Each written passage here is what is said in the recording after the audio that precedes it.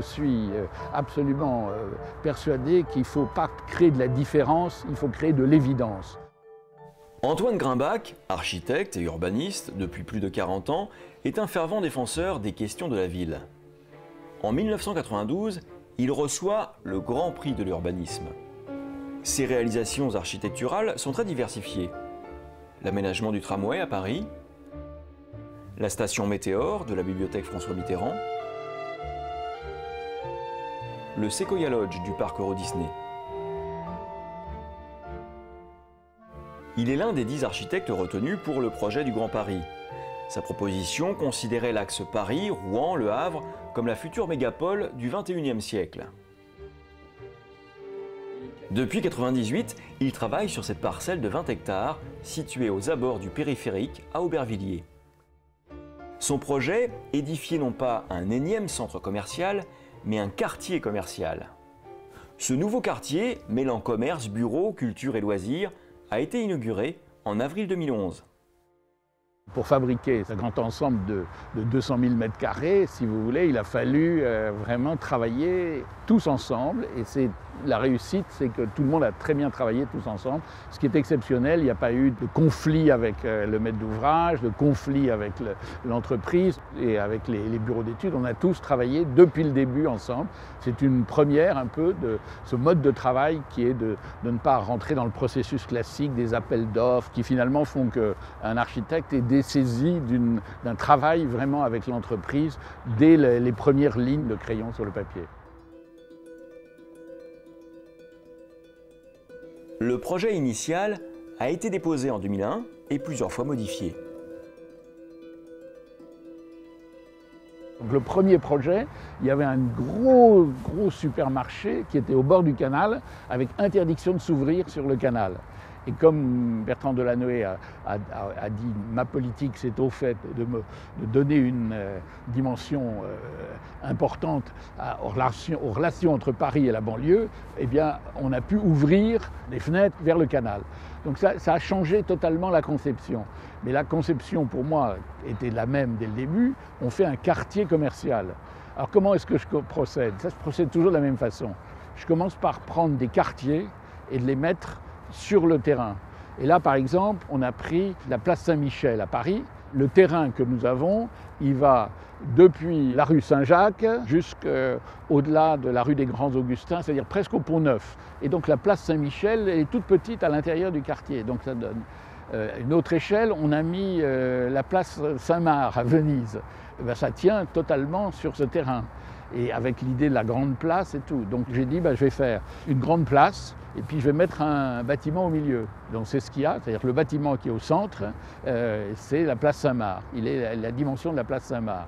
Ensuite, après, on a regardé un autre endroit qui est absolument fabuleux pour moi dans l'histoire de l'insertion des lieux, des grands lieux publics, de commerce et de loisirs dans les villes. C'est la galerie Victor-Emmanuel à Milan.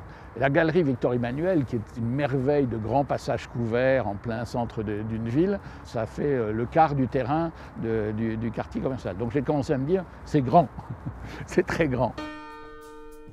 Les travaux confiés à l'entreprise Bouygues ont débuté en 2009, supervisés par les membres de l'équipe de l'agence d'Antoine Grimbach et associés. Antoine Grimbach voulait pour ce quartier commercial une architecture diversifiée avec des bâtiments et des façades multiples. Je suis culturellement un ennemi radical de la modernité triomphante qui va faire des kilomètres de façades, tous les mêmes.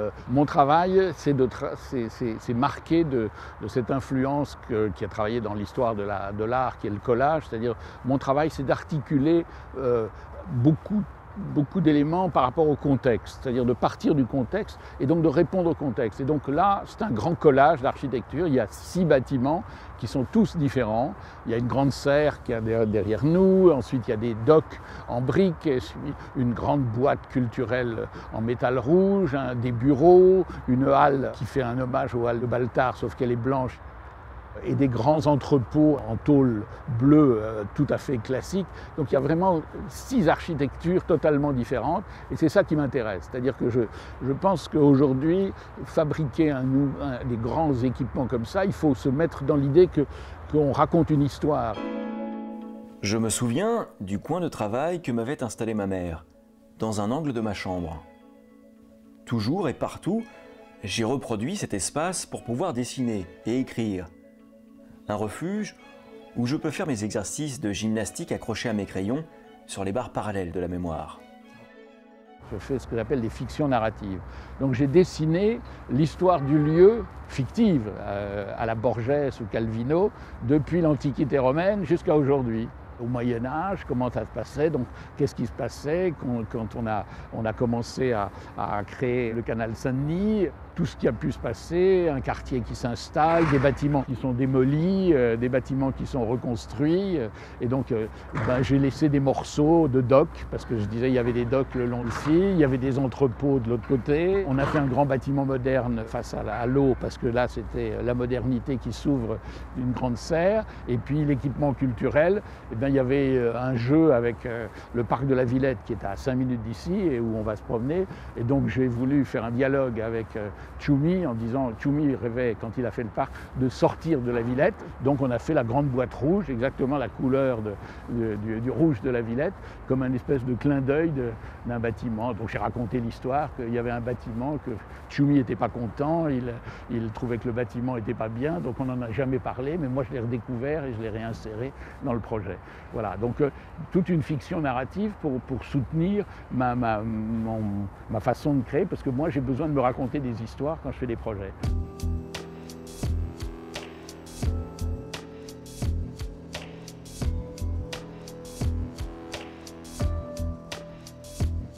Là, aujourd'hui, on a l'impression d'être des Indiens tout seuls dans un territoire, mais dans 10 ans, on sera dans ce qui est pour moi l'expression du Grand Paris, Paris franchi, où la banlieue rejoint Paris, c'est comme on veut, mais le Grand Paris est en train de se réaliser entre ce qu'il y a derrière vous, qui sont tous ces immeubles en construction, et ce grand quartier commercial vu comme un grand équipement de commerce, mais aussi de culture et de tertiaire, puisqu'il y a 20 000 m² de bureaux en même temps. C'est un quartier qui est aujourd'hui le lieu où il y a le plus grand nombre de studios de télé, de boîtes de prod, d'équipements informatiques. Donc il y a une vitalité énorme sur Plaine Commune, et cette vitalité rejoint aussi Paris. Donc ce sera un lieu où on espère, je crois, être un lieu où les gens viendront naturellement pour être dans tous les cafés qui sont au bord de l'eau, plein sud. Il n'y a pas un autre endroit à Paris où vous avez autant de cafés et de restaurants et puis des boutiques et de la vie et des bureaux, les pieds dans l'eau. L'entrée asymétrique du millénaire, un détail qui a aussi son histoire.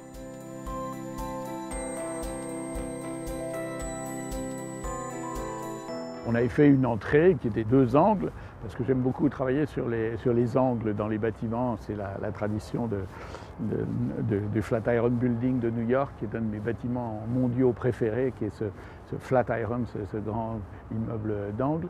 Donc on avait beaucoup travaillé sur les 2 angles. La directrice des magasins généraux trouvait que ça faisait trop bureau.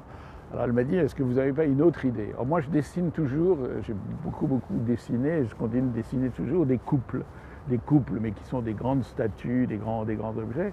En quelques jours, on a sorti le couple de Monsieur Pierre et de la Princesse Métal. Alors Monsieur Pierre qui va être couronné par un arbre, et la Princesse Métal, cette grande construction, il lui manque ses 2 jambes roses, elle n'a pas mis ses bas encore, et avec son chapeau qui vole au vent, râpé dans son métal. Et donc Monsieur Pierre et la Princesse Métal qui vous accueillent comme si c'était des morceaux anachroniques qui restaient d'une occupation industrielle. On a dessiné comme s'il y avait eu une usine avec une grande structure métallique et puis des grandes tours de pierre. Donc on avait dessiné ça, et il en reste ces 2 morceaux, et on les a réutilisés. Le nouveau quartier commercial du millénaire accueille ses premiers clients en avril 2011. Une navette fluviale crée le lien avec le parc de la Villette. Pour Antoine Grimbach, cette aventure de 10 années s'achève. Mais cet infatigable bâtisseur s'investit déjà dans de nouveaux projets.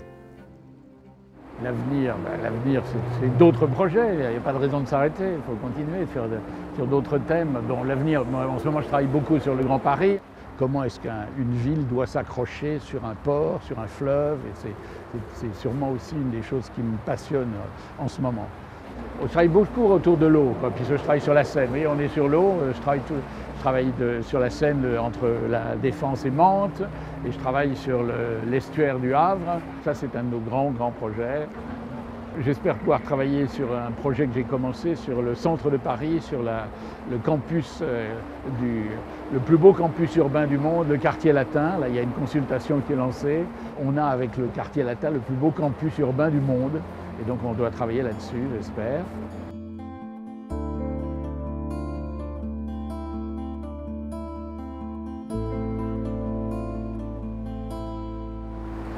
Tout ce chantier s'aménage pour la relation directe entre Paris et le quartier commercial d'Aubervilliers. Voilà ici, là, cet énorme projet là, qui est là.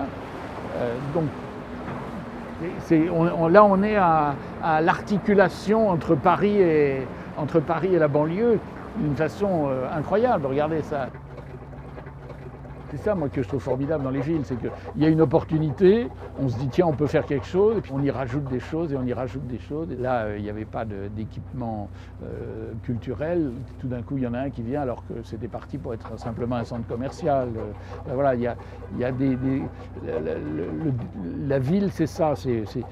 Et c'est ça qui m'intéresse, c'est que la ville, c'est l'inachèvement perpétuel. Une ville achevée, c'est une ville morte. Donc quand on commence un projet, on ne sait jamais comment ça va finir.